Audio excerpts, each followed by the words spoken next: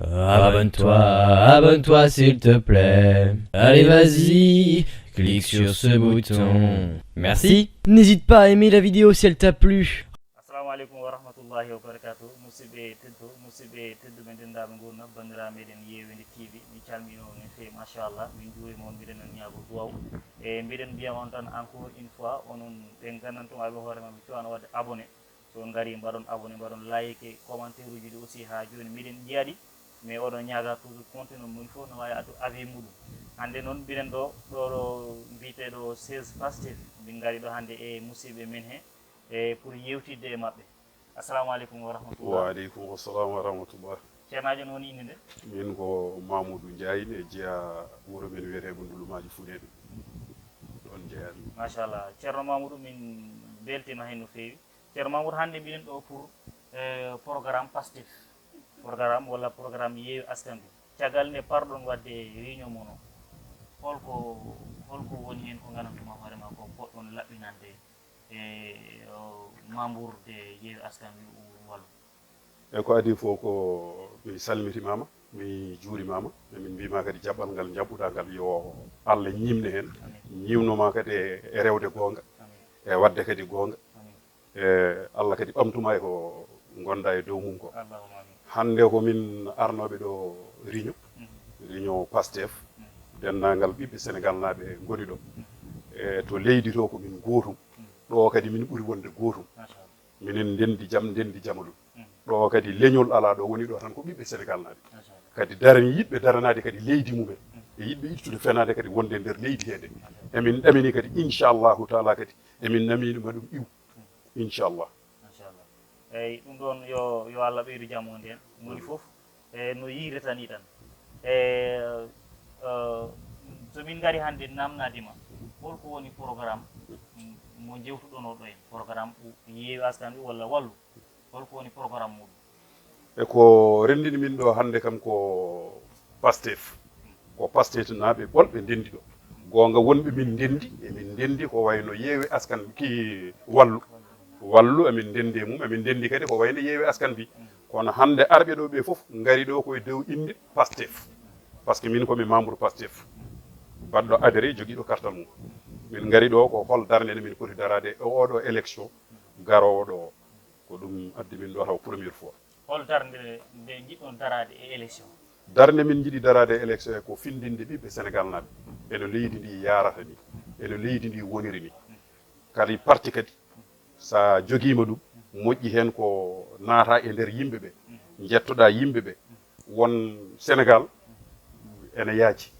donc ko holno min jogori waɗirde programme hamin mbawa tindinde yimɓeɓe mo wonano e amen min mbawa fottude ɗumen wona e amen gonnoɗo e amen min mbawa ñimnude ɗum e nder parti ko ɗum woni darde premier amen ɗo gargol ɗo hande machallah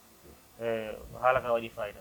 mo wonano hen ƴewon addudemo e nder parti he ɓe gonɗo hen ballonno min ballamo joni onon ñimiri somi faami coalition yewwi e wallu entre coalition joni jiɗɗo waɗande Ousmane Sonko no watta jiɗɗo worande Ousmane Sonko tawi koto banggue Afrique centrale ƴettata ko papier wallu baɗɗo gorgui national walla gorgui international woni Abdoulaye Wade kañum kam waɗi hoore mum présenté jiɗɗo wodde walla yewwi askan bi ƴettata ko papier mo Abdoulaye Wade o mo wowi yarude élection ngaji o mo fiiruno kadi Abdou Diouf o ko on ha joni min jiiɗi fiirude kadi Macky Sall pour min ƴetta assemblée o min gona toon majoritaire machallah joni onon programme uji moɗon est ce que on paari wadde meeting aji walla caravane uji walla holɗumen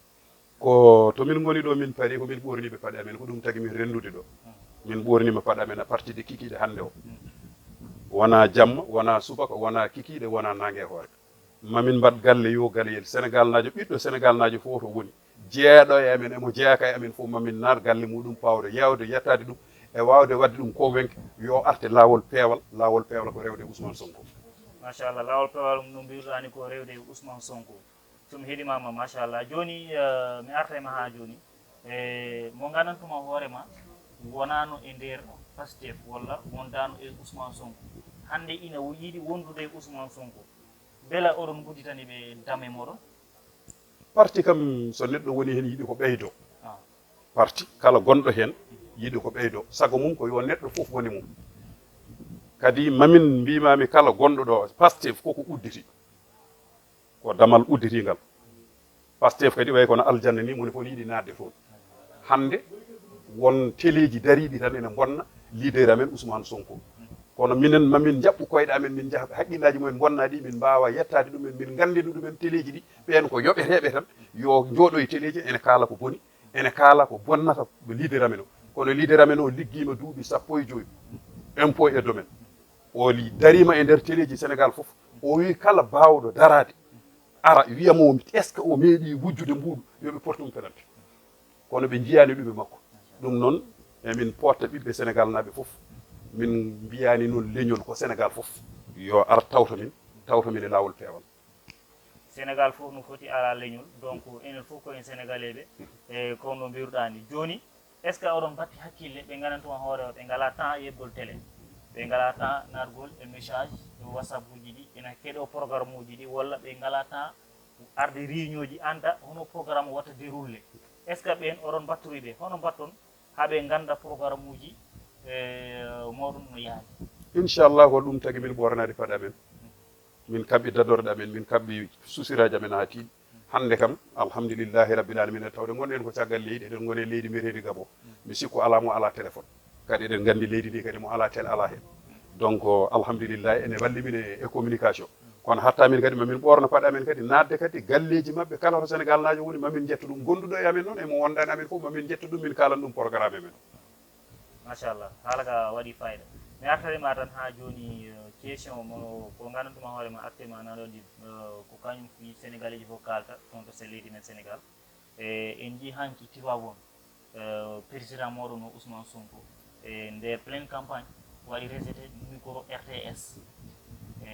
no jiiruɗa ɗum ɗon ko kanko jiiɗon e télé min mi waɗi rejeté RTS ça fait 2 ans hande duuɓi ɗiɗi kanko jiiɗon e télé kono min mi waɗi rejeté RTS ça fait 2 ans mi yaɓata ɗum mi sifnorma tan yeɓgol RTS jaggude RTS e télé muɗum e jaggude micro RTS waɗa ɗum rejeté par ce que ɗandi hannde Ousmane Sonko il est suivi partout dans le monde yimɓe fof namo ƴeewa donc wadde rejeté en pleine comment on appelle campagne yimɓe fof ina ƴettamo en direct e ɗum ɗon c'est quelque chose quand même ɗenno ko holludeɓe tan wona wadde mo rejeté télé mo ganduɗa to ƴettata contribué makko kalis makko kanko omo waɗa contribué e télé he salade mo télé o yo wadda yo salade mo télé o salori ɗum ko hay soɓe pilmumi ɓe pilmira ɗum ko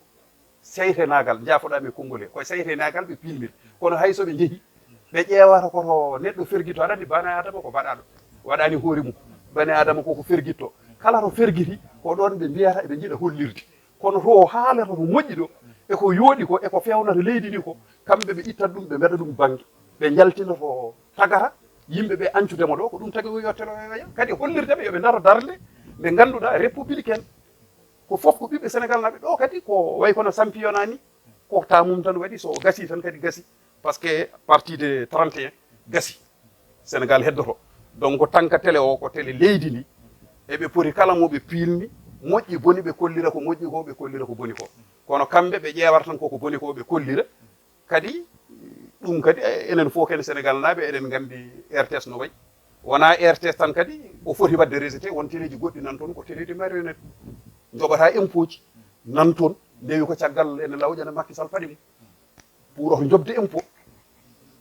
d' accord so mi nani haala ma e télé ji goɗɗi eyyi caggal ɗon mi artayma ha joni question e télé ji en jii ñande aljuma caravane makko mo waɗano kanko e Ahmed Aïdara a Guédiawaye en jii amo haala l'observateur par ce que hannde kala mbiɗo l'observateur wi TFM direct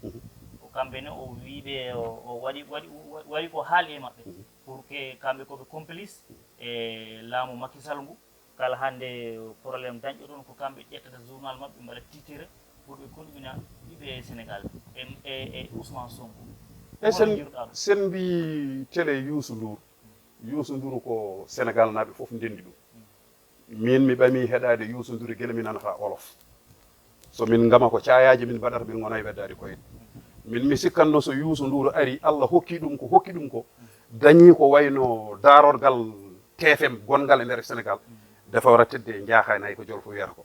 foti ko lelolade heeda banggue Sénégal naaɓe o wasa hedde tan par ce que yoɓata impôt yoɓata hay hunde tan ene yaɓɓa gonga ene feññina fenade machallah ha joni par ce que waɗi ko jiyanmi internetude ɓe aɓe ɗum kaala wontene comme on appelle en 2021 Ousmane Sonko dañino ɗon probléme hakkude makko e sohnaji goto mbiyeteɗo Adji Sarr Ousmane Sonko waɗama en garde à vue pendant quelques jours nde o yalti nde ɓe mbi Ousmane Sonko waɗi conférence de presse et c'est une conférence de presse mo gandantuma hoorema médiaji international ɗi ni garini ƴetti on conférence de presse mais ɓe jiyani hen RTS ina ɓeydi ko tahi waɗi rejeté micro RTS o bandam mi wima yafo miɗen seeɗa Ousmane Sonko meeɗa dañjude probléme e Adji Sarr ko Adji Sarr dañji probléme e Sénégal naaɓe Adji Sarr kañum dañji probléme e Sénégal naaɓe kono Ousmane Sonko dañjani probléme e Adji Sarr min mi jaɓani ɗum mi meeɗa jaɓde ɗum Adji Sarr ko cukalel tan puntagel addama waɗama ɗon wonko waɗano reewe allahu alam ɓen hokkama allahu alam hokkaka ha ko yalti hen ko fof o yalti humpani hen fof kono Ousmane Sonko meeɗa dañji probléme Adji Sarr ko Adji Sarr dañji probléme ɓiɓɓe Sénégal naaɓe joni ɗum noon joni ko kalla ko min ina ɗesi hawde mi seeɗa par ce que ko ɓoyan ko juula ko tan min jii Adji Sarr o yalti kadi e vidéo ji makko amo wiya amo jogui preuve aji ɗi gandantuma hoorema moɗi itte Ousmane Sonko Adji Sarr saɗa joguino preuve aji ɗi joguino ko haalata ko mi heeɗima ɗum seeɗa mi yeeɓi ɗum mboɗo jogui ɗo hay vidéo o somo joguino ɗum wonade ko joɗata ko hitande lebbi jeegomo mo haala ɗum hande aɗa andi to woni ɗo woni hen saji omo perde mémoire yiɗɓe wadde ɓe utilisé ɓe mbaɗa mo utilisé pawamo e demande la scène o haala ko welimo somo joguino seenuji mi heeɗima kadi to wiyata ceerno makko o poosa question a yiyani Sénégal naɓe kalata to activiste o poosatamo question est ce que ceerno makko ko haali ko gonga walla wona gonga ɓe jaltinan ɗon ɓe jaltinta tan koto wiyete Ousmane so omo jogui vidéo ji ɗi ganduɗa ɗi jogoɗani yaltude ha aɗa firto joni an somi heeɗimama fi haalama waɗi fayida joni hol datuji ɗi dokkoton musidɓe mon gonɓe ɓe ɗo e leydi men Gabon caravane uji mon ɗi walla mitinaji mon ɗi date homo dokkoton ɓe min gandantuma oɗon hawra e mabɓe e hoɗo kawroton e mabɓe e hoɗo puɗɗoton caravane uji eyyi aɗa andi kala kone waɗe suuɗete wonno sa wonde ko mawɗo mabɓe o waɗata ko galgal o wino woppi galgal juutjaaj o wino woppi juutjaaj kono min kolakimo ha joni donc tawde koɓe waɗoɓe juutjaaj minene min gandi tan ko min hawroɓe so min kawri kamɓe koye mabɓe so Allah jaaɓi maɓe kul par ce que ɓe jiyat doole jaltuɗe inchallahu taala wona foof haalte machallah donc ono dal affaire mum on mofti e nder moɗon e mino mofti e nder amen inchallahu taala ñande min jalti même kamɓe koye mabɓe mami mbiɓe meeɗa miijade ɗum ɗon e wayni pourtant Farba ari ɗo ñande ene arde Abdoulaye Salli Sall ene arde Kalidou Wague o woppi ɗo ko 10 millions o woppi 4 millions yo peccu min mi noddama yomi ar mbimi mi yaafima ko jeeɗon mi ñamata haram hecci hanki ɗo hecci hanki riño hanki ɓe mbaɗi riño hanki eɓe gaddi 10 millions ko ɓe mbaɗiri campagne ɓe kapton minen wonno min jiiɗi ko peewal min jiiɗi ko nundal ko minen itata jawɗele amen min puusa parti amen o kono min cohlani seŋanede gafakkeji pour yaade ne waɗoya campagne holko mbiyata ami internet uji jiɗɓe wallude pastef jiɗɓe wallude Ousmane Sonko holko mbiyataɓe hoɗo ɓe ndewata minen internet o ko minen jeeyi kala ko moƴƴi e Sénégal ko minen jeeyi haaloɓe gonga ɓe kadi ko minen jeeyi ɗumen minen gande min mbatta présenté koye amen e internet uji kala ko jiiɗa ko feewe e nder leydi e walla ko haalete e nder leydi e walla ko waɗete dénoncé walla juutjaji waɗete e nder leydi ko minen jaltinta ɗum e internet uji min kolla Sénégal naɓe machallah bon ko mbimami tan par ce que nane mi haali e an nani e haala ma mbiɗa ko onon mbaɗanta koye moɗon on ngala mbaɗa on financé manam ko onon mbatta financé koye moɗon mbimami hande jiɗɗo on wallude e financement o jiɗɗo wadde participé hay soko mbuuɗ makko walla puɗɗiɗ makko hono watta e hoɗo rewata eyyi ɗum ne kadi min jogui yimɓe amen ɓe ganduɗa ko hen keeti kadi kala kaɗa haala wonno mine min jeyakoto gonga woni kala kaɗa haala haalde Allah oɗon banggue mboɗa andi won waɗoɓe hen jawɗele mumen mboɗa andi kadi jawɗele ne mbaɗe hen kono on banggue mi ɓuurani mérite ɗum to donc mi haalata ko mbaɗani mérite machallah joni an holko mbiyata hol message mbatta livré ɓiɓɓe fulɓe gonɓe Sénégal walla sénégalais ji bon sa yi mbima ɓiɓɓe fulɓe puisque ko actuellement ko pulal kareten say bon hol message mbatta délivré ɓiɓɓe fulɓe ɓe jeewoɓe ngo à travers yewwede TV mbaɗanmi message tan e travers yewwede TV ko leydi ndi ko enen fof ndendi ɗum wona pullo wona joola o wona jolfo o wona séréer o en meeɗa andude oɗo bone leydi e ko kewata ɗo ko yidde laamade noon oto tak yaade ha pusa leydi eɗen gandi Senghor rewen ɗo ɓenni Abdou Diouf rewi hen ɓenni Ablaye Wade rewi hen ɓenni kankone ko dewo ko ɓennowo tan kadi neɗɗo wawa gaynude sañce galle mum saka sañce leydi ko enen fof ndendidi a waɗat hen ko mbawɗa tan jaaha goɗɗo kadi ara waɗa hen ko wawi donc yo yoot o jogo honor o woppa leydi ndi woppide ko haalduno e ɓiɓɓe Sénégal naaɓe ko yo tinno o waɗa ɗum min gañanimo nde o fonno yaadede nde min jaadino e makko min tawi politique makko noon moƴƴani feewani kadi minen to banggue Fouta kadi min jeyani hen koye amen a yiyata meeɗa yiide Macky Sall nde ummi waɗi délégation mum yeehi Fouta yaadi koye nerviji ene nanggane fiye ɓiɓɓe Foutankoɓe Macky Sall fota ummade Dakar yaada e nerviji mbiruji ene jaaha ene piye ɓiɓɓe Foutankoɓe kadi o meeɗa tajde toon ribo wiide ko ɗum ɗo Macky Sall waɗi ɗum leydi ndi noon min jakorno ko so ari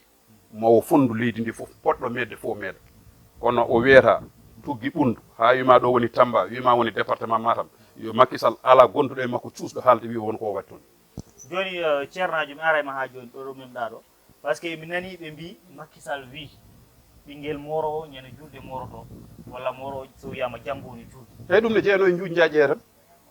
on ɗum kadi koye juuƴjaji eren jeeyno ko juuƴjaji wanno Foutankoɓe ha joni koye juuƴjaji eren o yahanno donc juuƴjaji on mo wino ɓinguel morowo sakkitto mi anda kalanɗomo oɗon pular mi anda kadi jangguinɗomo oɗon pular mataw koye sererare o watti ɗum e pular quoi no yiɗini no haalirde ni taw wona noon haaliri kono kay ɓinguel morowo kay heewi ko adade morade ani de te so moɗiɓe heewi ko morade jooɗi kono minen o femmumin o nangi o jaasi kadi o fembiri min ha wi cer hay hono min jeeɗi joni min andi ko haawi kam par ce que Fouta o wi Fouta woni titre foncé makko nden noon tawde o wi Fouta woni titre foncé makko e waɗi konngol ngol Ousmane Sonko haalno Bignona ko ɓoyani affaire o wi Macky Sall jiiɗa ethnie Joola jiiɗa Casamance ji par ce que à chaque fois manifestation so waɗi par réal o tirata to joni ɓe mbaɗa comparé les deux mots o wi Fouta ko titre foncé makko Ousmane Sonko ari wi Casamance o yiɗa Joola ɗo yiɗa Casamance ji donc ɓe mbi ɓe potano waɗ blâme Ousmane Sonko no haaliri ni par ce que Macky Sall haalirino aussi ndani par ce que Macky Sall hannde kanko président de la République du Sénégal donc pour min o ala droit wiide ko ɗo jeeyami walla min ko ɗo bokkumi kanko sénégalais ji ɗi fof ndenɗi palimo donc hono jiruɗa ɗum ɗon eyi to banggue haala Ousmane Sonko to banggue joolaji to no leydi ndi yaari to banggue ɗum ɗoji manifestation ji baɗɗiɗo ɗi ko haali ko min mboɗo gonɗin ɗum min hooram haade makko haalde mi ƴeewi ɗum mi dartindima ɗum par ce que mi dartindima média ji ɗi 90% ko haalata e nder média ji ko affaire rebel affaire ko rebel tan nanta te enen fof eɗen gandi min kam jibinami tawmi ko probléme Casamance ene woodi mi ɓooyi nande ɗum eyyi mi jibin tan nanmi mi andani kumisi kadi mi yiiɗa andude eyyi to banggue robelaji to kanko ko toon o yaari kala nanggaɗo robelaji ngari o ko robel o ko ɗum ɗo ko toon tan o yaari surtout oga noon wiide ga ko titre fossé muɗum minen de so wi ton ko titre fossé makko ne wawi wi ne wawi par ce que yummakko jeeya ko guijo ɗon bammakko jeeya ko ndulumaji yama politique ma neɗɗo ko bandum o pour ha wawa nawde yimɓeɓe kadi ko politique wonano wawa wiide tan kadi téléji ɗi kadi noɓe nanguirta haalullaji ɗi noɓe poɗirta haalullaji ni tagui ha leydi men ndi ni saɗa yeeɓa téléji ɗi ko diw nenane na lo toon to diw mi meeɗa yiide affaire ndemane haale kadi téléji kaaloji ɗo ɗi foof a yiyata hen jahowo Casamance a yiyata hen jahowo Fouta a yiyata hen jahowo Tamba a yiyata hen jahowo Ɓundu kanji fof ɗi jooɗi ko Dakar pindo fof jooɗo e plateau ne haala ko welɗum donc en tout cas affaire politique o dal min kam on banggue affaire leƴƴi mi meeɗa jabde ɗum e aduna par ce que min jettami ko jaayi to mbelami fof mi yahade Sénégal ko jaayi jettami donc komi tout sénégalais ko mbaɗa waɗi identité e tous les leƴƴi ɗi foof yettodam nde donc min affaire leƴƴi meeɗa wonde haqqillam e aduna ko mbiɗa ko joni joni Macky Sall o taƴan toon hayri ba goto meeɗa yiide de bon min jiiɗe to balle o yehino to wiyete to Dande Maayo pour tegde premier pierre na abiti e lawol et puis o haali e programme uji makko o wi ma o wattu hôpital mo gandantomo hoorema ko mi anda ko niveau 4 mi anda niveau 3 ɗum noon ko Macky Sall ko wayri département Matam ko de ko nde avant élection ɓennuɗo ɗo local affaire local o to ɓennuɗo ɗo ko ndeno wayri toon nde waddata nerviji makko mo feminde eyyi fawde riba noon minen kam fawde hayre par ce que oɗo aéroport gonaɗo ɗo ko Abdou Diouf fawno hayre nde mahimo ko Abdoulaye Wade jokkirimo ko Macky Sall donc minen est ce que wona ɗum min jogori dañdete Fouta to par ce que heddi ko ena 6 mois de te ko jaho o jaɓi ko jaho o salima ko jaho machallah voilà joni holko mbiyata ami internet uji yewwi tv holno jiiruɗa darde amen e nder projet eyyi darde moɗon e nder porjantide min ko minen kam tawde ko haalde gongo ko handam go hawrude moɗon eyyi kadi min kewani nadde ɗum ɗo je min ɓuuri wawde yaarude to banggue whatsapp so wona ko taƴa vidéo ji adda wona partide hande kam min ƴeew wadde tout possible wadde abonné e wawde darde hol darde moɗon darani ɗon ɗo ɓiɓɓe sénégal naaɓe kadi son joguima oɗo initiative kadi vraiment ko initiative baɗɗo fayida par ce que eɗen jogui probléme uji kewɗi ɗi poɗɗen haalde tawa aduna ne wawa andande en kadi kala keɗen kaala eɗen gandi leydi men ndi no goniri eɗen gandi kadi leydi men ndi no hoɗiri eɗen gandi kadi no gonirɗen donc kala ka eɗen mbaɗa hen eɗen poti kadi renade jibde hen ko wayno leydi ndi par ce que eɗen fof eɗen gandi no koɗirɗen ɗo donc jehen e dow sens taw ko développement meɗen e holno poɗɗen wawde yaarude e hol gurdam men e holno poɗɗen wawde wurdude ɗo e leydi he min kam ko on banggue tan jimi ɓurmi jinmi jaaron wala to on banggue machallah inchallahu rabbi mamin mbat le tout possible pour min beltina kala ɓiɗɗo sénégalais gonɗo ɗo e leydi pourcenti Gabon walla kala gonɗo ɗo e pourcenti Gabon gona sénégalais walla gona malien walla gona guinéen minen ɗo pour yimɓe foof nden noon e musidɓe tedduɓe ndennaɓe gurdam ko minen garno ɗo e moɗon e hande ɗo min garno e 16 pastef pour wadde pour ɓe mbaɗa délibéré message uji maɓɓe ɗi ɓe dañno caggal nde mbanni e réunion alhamdulillah en keeɓi ɗo élément ji ɗiɗi e oɗon mbiye tan ha joni on tegat feeɗo ɗum oɗon par ce que ko arata ko huɓata ko heddi ko ɓuuri hewde ko ɓenni ko nden noon assalamu aleykum wa rahmatullahi